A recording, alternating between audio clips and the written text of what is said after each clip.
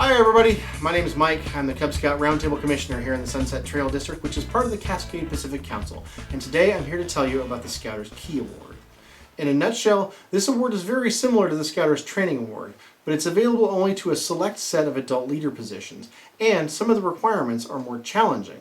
The end result of this is the Scouter's Key is a more difficult award to earn than the Scouter's Training Award. Therefore, it's a little more rare to be seen in the wild. This is one of the more prestigious awards that a Scouter can earn as a unit volunteer. The Scouter's Key Award is represented by a two-color square knot, green and white, on a tan background, as well as a medal. Note that when worn, the standing part of the green loop of the square knot should point towards the Scouter's shirt buttons. This is a set of recognitions for unit leaders as well as some district and council volunteers who complete requirements in three areas: tenure, training, and performance, while they're registered with the Boy Scouts of America. I say it's a set because there are distinct requirements for each different type of unit leader from each program, although they are very similar. For now, let's focus on the direct unit leaders that are eligible to earn this award, which include Cub Master, Scout Master, Varsity Coach, Venturing Advisor, and Sea Scout Skipper. We'll come back to the district and council volunteer requirements later. Okay, the first requirement set is tenure, and it's fairly straightforward. Within a 5-year period, complete at least 3 years registered in one of the qualifying unit leader positions that I just mentioned. For Cub Masters, one of those 3 years may be used as a registered assistant Cub Master. For all other positions, registration as an assistant does not count.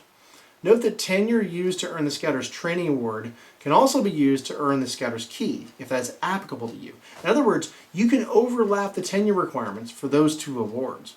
Also know that if you're registered as, for example, a Cub Master for 2 years, and then later a Scout Master or a Varsity Coach or something similar for a year following that, the tenure requirement is not met. You're meeting from within a set requirement from within one of the BSA programs, not picking and choosing from amongst multiple of the programs. The second requirement set is training. Youth protection, this is scouting, and position-specific leader training are each required. In other words, can you wear that train strip on your uniform? The final training requirement is to engage with your local district and or council via things like Roundtable, University of Scouting, powwow, or whatever is available to you during each of those 3 years that you use for the tenure requirement. These should be very familiar from the Scouter's Training and Den Leaders Training Award. They're almost identical.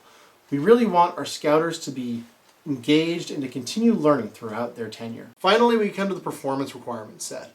The simple explanation here is not only participate in, but spearhead and be a major part in your unit's success. Your unit needs to achieve Journey to Excellence Silver during at least 2 of the 3 years that you use for your tenure requirements. So pay attention to those JTE scorecards each year. They change a little bit. Make sure they get filled out and submitted with your recharter application each year.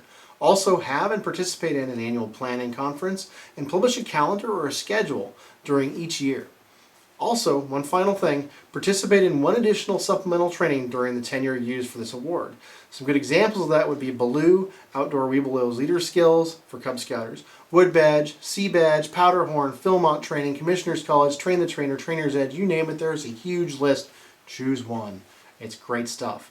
Finally, Scoutmasters do have an additional requirement to earn the National Outdoor Challenge Award. Notice that each BSA program has its own unique device, such that if a Scouter earns this award through multiple BSA programs, the Scouter gets to wear the device from each program on that particular knot. We don't get to wear the same knot multiple times. This award is also available to select district and council volunteers, including unit commissioners, roundtable commissioners, district commissioners and their assistants, council commissioners and their assistants, district committee chairs, and district committee members. I'm not going to go into detail on the requirements for each of those, but they are rather similar to those for unit leaders. Commissioners will, for instance, typically need to earn the Arrowhead Honor Award to fulfill their performance requirements, and other performance requirements are typically very specific to the position in question. Download the progress record that's applicable to you in the description below for more details. If you are a registered unit leader and you haven't already earned this award, you should look at the requirements and work towards completing them. Let your committee chair know that you're working on earning this award. They should support your efforts. Keep track of your progress and submit your progress form to your committee chair when you've completed all the requirements. Alright, that's it for our Scouter's Key Award presentation. Look for more videos featuring other individual awards and also our monthly breakouts coming soon. Until then, we'll see you down the trail.